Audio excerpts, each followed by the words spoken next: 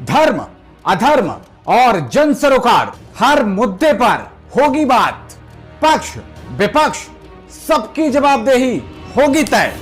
अब न कोई चिंता, न कोई भय, भ्रष्ट लापरवाहों की खड़ी होगी खाट। उपद्रवियों की पंचायत में लगेगी वोट। देखिए पवन की पंचायत मेरे साथ सिर्फ A1 हिंदुस्तान पर। नमस्कार, अभिवादन स्वीकार कीजिए। पवन पांडे का आपके अपने चैनल A1 हिंदुस्तान पर आप सभी दर्शकों का बहुत बहुत स्वागत है। पवन की पंचायत हम शुरू करने जा रहे हैं और आज हमारे साथ बेहद ही खास मेहमान जुड़ रहे हैं। हमारे साथ सुहेल देव भारतीय समाज पार्टी, जो कि उत्तर प्रदेश की एक प्रमुख पार्टी है, उसके अल्पसंख्यक मोर्चा के जनरल सेक्रेटरी जफर नकवी जी हमारे साथ जुड़ रहे हैं। नकवी जी, बहुत स्वागत है आपका A1 हिंदुस्तान पर। आपको मेरा बहुत नमस्कार। बहुत बहुत धन्यवाद पवन जी, बहुत बहुत धन्यवाद। जफर नकवी जी, एक ऐसा फैसला सुप्रीम कोर्ट की तरफ से आया है जिसने उत्तर प्रदेश की राजनीति को एकदम से हिलाकर रख दिया है। दरअसल इलाहाबाद हाई कोर्ट ने जिस मदरसा बोर्ड को असंवैधानिक बता दिया था, या आम भाषा में कहें जो हमारे भारतीय समाज के जनमानस की भाषा है उसमें कहें तो गैर कानूनी करार दे दिया था, उस पर एक बड़ा फेरबदल करते हुए हमारे देश की सर्वोच्च अदालत ने, सुप्रीम कोर्ट ने उसको फिर से कानूनी करार दे दिया है और उसको लेकर अब सियासी पारा भी हाई है। लोग तरह तरह से उस पर कमेंट कर रहे हैं और सबसे मुफीद शख्स मुझे आप ही लगे इस मुद्दे को लेकर बात करने के लिए। तो आज हमने आपको अपने प्रोग्राम पवन की पंचायत में आमंत्रित किया है। जफर नकवी जी, आपसे मेरा पहला सवाल यह है कि आप इस फैसले को किस तरीके से देखते हैं?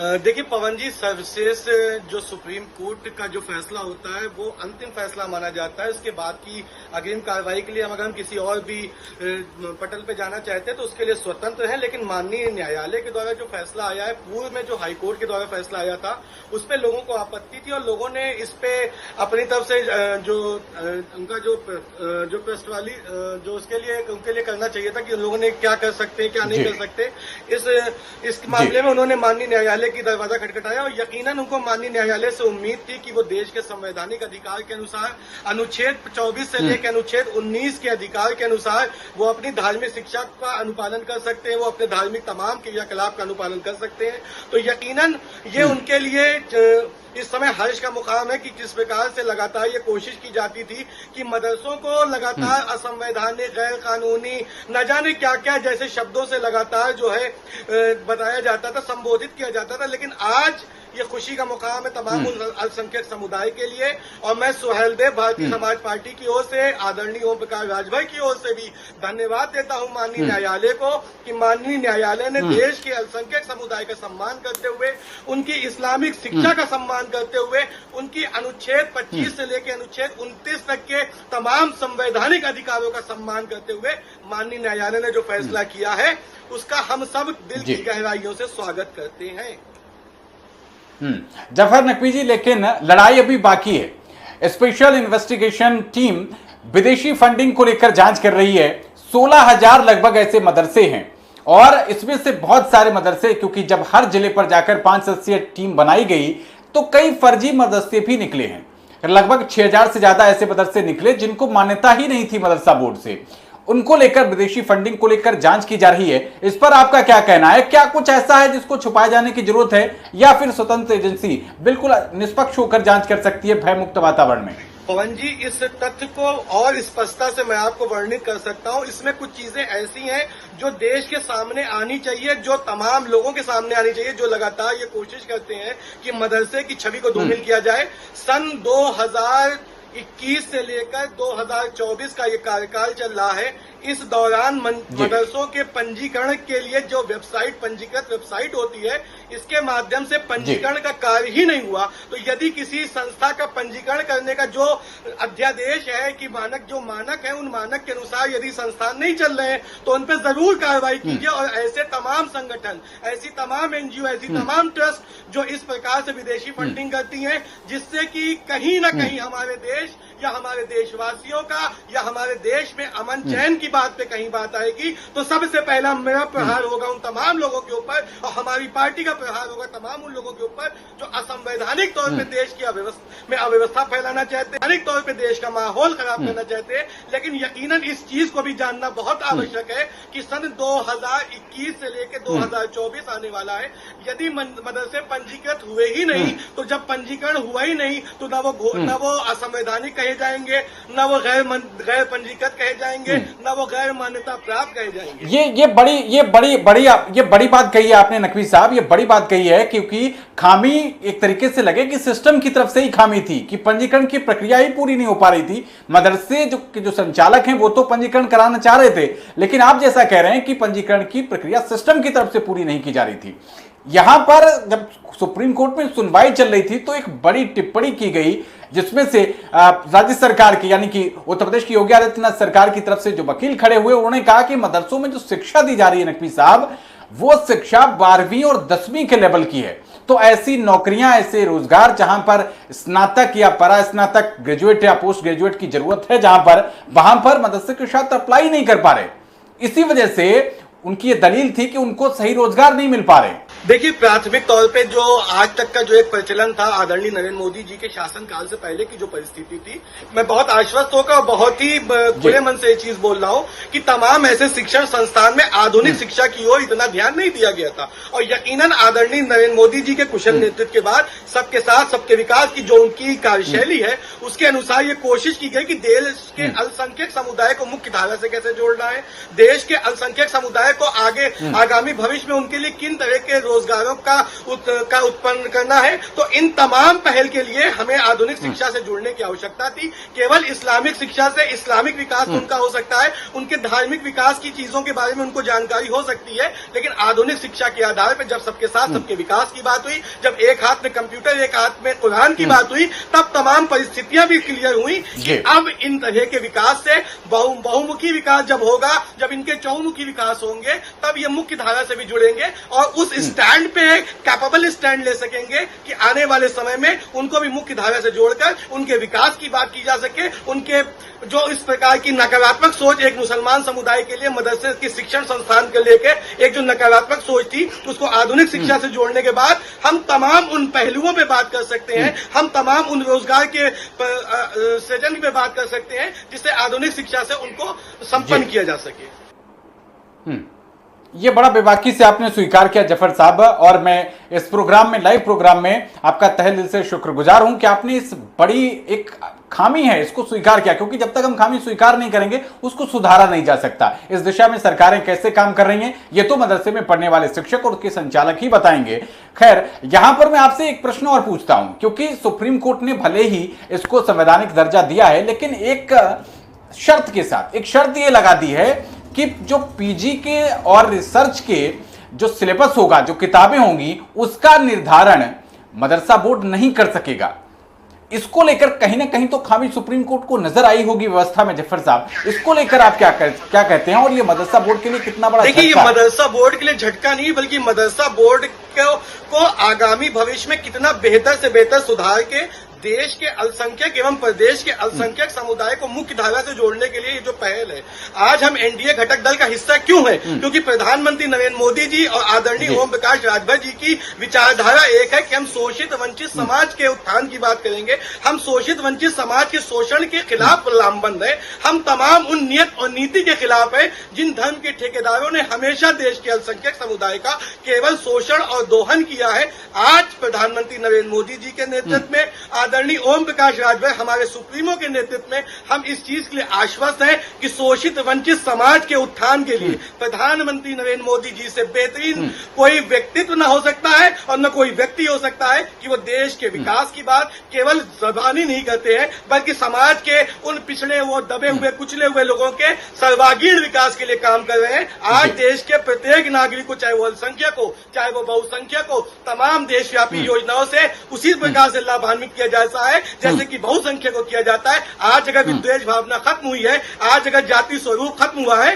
तो उसके लिए नरेंद्र मोदी जी को धन्यवाद देना है। और आदरणीय ओम प्रकाश राजभर जी जो 22 साल से प्रयत्नशील थे कि वो शोषित वंचित समाज की आवाज बनेंगे, आज ऊपर वाले के कर्म से, ऊपर वाले के आशीर्वाद से आज वो चीजें व्यवस्थित हो रही हैं। बिल्कुल। और क्योंकि आप सियासी व्यक्ति हैं, सियासी पार्टी से ताल्लुक रखते हैं और देश में और पूरे उत्तर प्रदेश में भी 9 विधानसभा सीटों पर जो उपचुनाव का माहौल चल रहा है, क्या इस निर्णय का असर, जो सुप्रीम कोर्ट ने इतना बड़ा वर्डिक्ट दिया, इतना बड़ा फैसला दिया है, इसका असर कुछ चुनाव पर भी पड़ेगा? क्योंकि कहा तो यह जाता है कि आपकी जो पार्टी के प्रतिद्वंदी हैं, जो आपकी खिलाफत में, जो आपके विरोधी हैं, समाजवादी पार्टी, आपका समाज सबसे ज्यादा उस पार्टी को पसंद करता है। तो ऐसे में आपके सुप्रीमो और आपकी मेहनत कैसे रंग ला पाएगी जफर नकवी साहब? देखिए बहुत मतलब एक कहा जाता है ना कि दीपावली स्कीम के तहत ऑफर मिल गया कि आज देश के अल्पसंख्यक समुदाय को जो इस प्रकार से बताया जा रहा था कि भाजपा की शासित सरकारों में तुम्हारे साथ केवल और केवल विश्वासघात होगा, आज हम जमीन पे जा जाकर लोगों को बता रहे हैं कि माननीय न्यायालय के जो पक्ष आए हैं वो भी तुम्हारे हित में आए हैं। देश की सरकार भी तुम्हारे विकास की बात करना चाहती है। योगी आदित्यनाथ भी तुम्हारे सर्वांगीण विकास की बात करना चाहते हैं। आज तुम्हारे बच्चों को जो मुख्य धारा में जोड़ने का काम करी वो मौजूदा सरकार कर रही है। एनडीए के घटक दल आपके सहयोगी दल हैं और एनडीए के घटक दल की जो सर्वांगीण विकास की योजना है वो तमाम अल्पसंख्यक समुदाय, बहुसंख्यक समुदाय को देश विकास की ओर अग्रसित करने के लिए लामबंद है। और यकीनन इस प्रकार के जो न्यायालय के फैसले आए हैं वो आज के देश के मुसलमानों के लिए भी एक बेहतरीन फैसला है कि यकीनन उन मुसलमानों को भी देश के न्यायालय पे, देश की सरकार पे और आगामी उनके उज्जवल भविष्य के लिए देश की सरकार किस प्रकार से लामबंद है ये आपके सामने स्पष्ट हो रहा है। तो इसमें वो जो आपके समाज जहां से आप ताल्लुक रखते हैं, मैं सीधा सीधा कहूं कि मुस्लिम समाज के जो लोग हैं वो समाजवादी पार्टी को क्यों ना चुने? आपको ही वोट क्यों दें? आपके पार्टनर को वोट क्यों दें? आप जिस गठबंधन में हैं, बड़े भाई की भूमिका में भारतीय जनता पार्टी, आपके बड़े भाई को क्यों चुने? अखिलेश यादव को क्यों छोड़े आपका समाज? देखिए आदरणीय अखिलेश यादव जी ने या फिर तमाम उन विपक्षी दल जिसमें न खुल के नाम कांग्रेस एवं समाजवादी पार्टी का ले सकता हूं, इन्होंने अभी पिछले चुनाव में भी कोशिश किया कि संविधान खतरे में है और ये हो जाएगा वो हो जाएगा, तमाम ऐसे क्रियाकलाप किए जिससे कि देश के मुसलमानों को एक बार पुनः गुमराह करने की कोशिश की गई। और मैं आपके चैनल के माध्यम से तमाम देश के मुसलमानों को भी ये निवेदन करना चाहूंगा कि तमाम ये ऐसे दल हैं जिन्होंने सिर्फ और सिर्फ तुम्हारा नुकसान किया है। तमाम ये ऐसे दल हैं जिन्होंने मुसलमानों का मीम लेने की इनकी हिम्मत नहीं होती है जब ये सत्ता के बाहर होते हैं। ये आपको सिर्फ और सिर्फ वोट समझते हैं, आपको गुमराह करते हैं, आपको सत्ताधारी दल के खिलाफ लामबंद करते हैं। और आने वाले आज भी देश के मुसलमानों को तमाम योजनाओं का लाभ क्या समाजवादी पार्टी के अखिलेश यादव या कांग्रेस के राहुल गांधी दे रहे हैं? आज भी देश के मुसलमानों को योगी आदित्यनाथ और प्रधानमंत्री नरेंद्र मोदी जी तमाम उन चीजों से, उन योजनाओं से लाभान्वित कर रहे हैं। तो देश के मुसलमानों को ये समझने की आवश्यकता है कि ये जिन्होंने तुम्हारी जाति और धर्म के आधार पर तुमको बांटने का काम किया, ये तमाम लोग सिर्फ और सिर्फ तुम्हारा यूज करते हैं और तुमको उस तरह से टिश्यू पेपर की तरह इस्तेमाल करके फेंक देते हैं। तो कम से कम नकवी साहब यहाँ पर लेकिन समाजवादी पार्टी के लोग तो ये कहते हैं कि आपने टिश्यू पेपर की तरह यूज करने की बात कही, वो कह रहे हैं कि हम तो टिकट दे रहे हैं, 9 सीटों पर हमने 4 लोगों को टिकट दिए और भारतीय जनता पार्टी की तरफ से एक भी मुस्लिम वर्ग की तरफ से प्रत्याशी को टिकट नहीं दिया गया। तो टिश्यू पेपर की तरह यूज करने का काम तो ऐसे में उनके मुताबिक अगर देखा जाए, क्योंकि टिकट उन्होंने दिया, भारतीय जनता पार्टी आपके समाज को टिकट हाल फिलहाल में किसी बड़े चुनाव में विधायक या सांसद पद के लिए नहीं दे रही है। इसको कैसे आप फिर अपने समाज को समझाएंगे? देखिए बहुत अच्छा सवाल है। मैं इस पर बेहतरीन जवाब भी आपको देना चाहूंगा अगर आप मुझे समय दें। देखिए इससे पहले कि जब अभी पार्षदी के चुनाव हुए थे तो भारतीय जनता पार्टी जो कि हमारा घटक दल है, इसने बहुत से ऐसे सभासद प्रत्याशी भी उतारे, बहुत से चेयरमैन प्रत्याशी भी उतारे और उनमें से काफी लोग जीत के भी आए। तो अगर जो लोग कभी भारतीय जनता पार्टी की तरफ आना ही नहीं चाहते थे, आज भारतीय जनता पार्टी और एनडीए घटक दल के लोग अल्पसंख्यक समुदाय के बीच उनकी वास्तविक पृष्ठभूमि पर काम करके उनको समाज से जोड़ने का काम कर रहे हैं और एनडीए के घटक दलों से जोड़ने का काम कर रहे हैं। और इन अल्पसंख्यक समुदाय के लोगों का जुड़ने से फायदा क्या हो रहा है कि आज देश के अल्पसंख्यक समुदाय को यह मालूम हो गया है कि आपकी सोच के साथ कौन है, आपकी विचारधारा के साथ कौन है, आपके साथ न्याय करने वाला कौन है। तो तमाम चीजें जो इस तरह के भ्रामक चीजें फैला रखी थी, आज उनका अंत हो रहा है। लेकिन जफर नकवी साहब, अब मैं थोड़ा सा पर्सनल आपसे बात करना चाहूंगा, क्योंकि आप सामाजिक क्षेत्र में हैं। आने वाले 10 सालों में, 5 सालों में आप अपने आप को जनता की सेवा करने के लिए किस रूप में देख पा रहे हैं? देखिए, मैं पार्टी का सेवक हूं और पार्टी का जो भी दिशा निर्देश है मैं उसके लिए काम करता हूं। हम अपने समुदाय की लड़ाई लड़ने के लिए आए, हम अपने समुदाय के शोषित वंचित समाज को न्याय दिलाने आए, हम अपने समुदाय के तमाम लोगों को उन भ्रामक नीतियों से बचाने आए हैं जिन्होंने हमेशा देश के अल्पसंख्यक समुदाय का केवल और केवल शोषण किया है। हम उन तमाम लोगों के लिए लामबंद है और कोशिश यही है और मेरा निवेदन भी मेरे लोगों से भी यही है और मैं जिस भी मंच पे जाता हूं या मैं उन नुक्कड़ सभाओं में जाता हूं, मैं उन तमाम लोगों से सिर्फ यही निवेदन करता हूं कि उन भ्रामक नीतियों से बाहर आइए जिन्होंने केवल आपका शोषण किया है, उनसे बाहर आकर अब देश के विकास के लिए प्रधानमंत्री नरेंद्र मोदी जी और एनडीए घटक दल में आदरणीय ओम प्रकाश राजभर जी की शोषित वंचित समाज की आवाज बनिए ताकि आपका भी विकास हो सके और देश का सर्वांगीण विकास हो सके, क्योंकि देश को गुमराह करने वाले लोगों से यदि बचा जाएगा तो यकीनन हमारे देश का विकास होगा और यकीनन हमारा देश उस स्थान पे पहुंच सकता है जहां का हम स्वप्न देखते हैं और अपने समुदाय को भी हम वहां पे आश्वस्त कर सकते हैं। इंटरव्यू के अंत की तरफ हम लोग आगे बढ़ रहे हैं जफर जी। मैं यहां पर आपसे यह पूछना चाहूंगा कि दो विकल्प अगर दिए जाएं आपके मुताबिक, एक कॉन्वेंट इंग्लिश मीडियम का वो स्कूल जिसमें पढ़कर जो मॉडर्न एजुकेशन इस समय चल रही है वो हासिल की जाए या मदरसे में बच्चों को भेजा जाए, दो में से आपकी क्या प्राथमिकता होगी या फिर दोनों में भेजना चाहेंगे आप? नहीं, बीइंग अ मुस्लिम पर्सन मैंने भी क्लास 5 तक मदरसे से एजुकेशन कंप्लीट की एंड अल्हम्दुलिल्लाह मैं इंग्लिश में भी कंप्लीटली आपसे डिबेट कर सकता हूं और मल्टीपल भाषाओं में भी कर सकता हूं। तो मदरसे की शिक्षा को हम ये नहीं कहेंगे कि उसमें तौहीन है या फिर उस मदरसे की शिक्षा में शिक्षा का स्तर डाउन है, लेकिन यकीनन कहीं ना कहीं कमियां ये हैं कि हम आधुनिक शिक्षा की ओर वहां जोर नहीं दे पाते हैं। तो जितना भी बेहतर से बेहतर योगी आदित्यनाथ जी ने हमेशा समाज के विकास की बात की है। योगी आदित्यनाथ जी ने हमेशा ये सोचा है कि मुख्य धारा में लोगों को जोड़ा जाए, अल्पसंख्यक और बहुसंख्यक को सर्वांगीण विकास की ओर ले जाना है। तो यकीनन मॉडर्न एजुकेशन के साथ तमाम वो टेक्निकल एजुकेशन भी मदरसे में सुचारू रूप से संचालित की जाए, जिससे आने वाले समय में देश के समाज जो अल्पसंख्यक अपने आप को कहता है, जो ये कहता है कि मेरा शोषण हुआ है, जिसको विकास करने का मौका नहीं मिला, उसको भी विकास की ओर अग्रसित किया जाए।